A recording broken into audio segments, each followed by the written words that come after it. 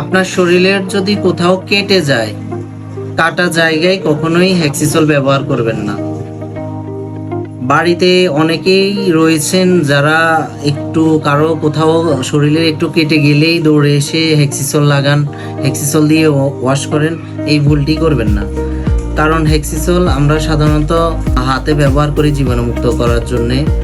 Instrument জীবাণুমুক্ত করানোর জন্য ইনস্ট্রুমেন্টে ব্যবহার করি, যেমন ছুরি, কাঁচি, ব্লেড বা বোতল ওয়াশ করার জন্য আমরা হেক্সিসোলটা ব্যবহার করি।